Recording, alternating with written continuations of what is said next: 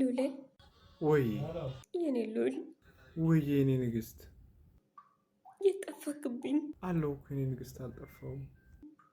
አለው ብለህ እኮ ምን ሆነህ ነው እንደዚህ የጠፋከው? ስራ በዝቶብኝ እኮ ነው የኔ ንግስት። 50,000 ብር ስትለኝ 50,000 እየላኩልህ አልነበር?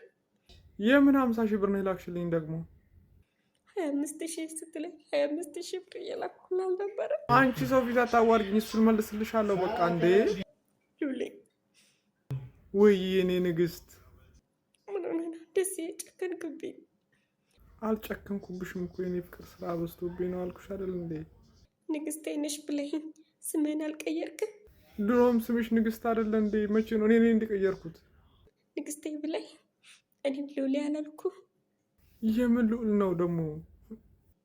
ታዲያ የልቤ ንግስት አንቺ ብቻ ነሽ አላልከኝም? እንደዛም ብዬሻለሁ እንዴ? ለምን ሄድክብኝ ሉሌ? ሄድኩም እኮ ስራ በዝቶብኝ ነው አልኩሽ አይደል እንዴ? እንዳለቅስ ፈልጌ ነዋ።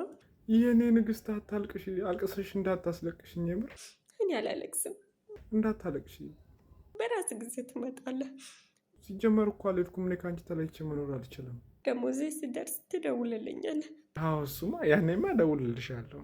በዛ ሰዓት የችግር ማት አንተም ስትደረድርልኝ እኔም አልፈልግም። ምን ነክቶሽ ነው? ተይ እንጂ እንደዚህማ ሰው ፊት አታዋርጂ። እንዳትደውልልኝ እልሃለሁ ሉሌ፣ ግን አጨክንብኝ። እንደማጨክኝብኝ አውቃለሁ ድሮ። የኔ ሉል ሉሌ ወይ የኔ ንግስት፣ እንደዚህ አንጨካከን።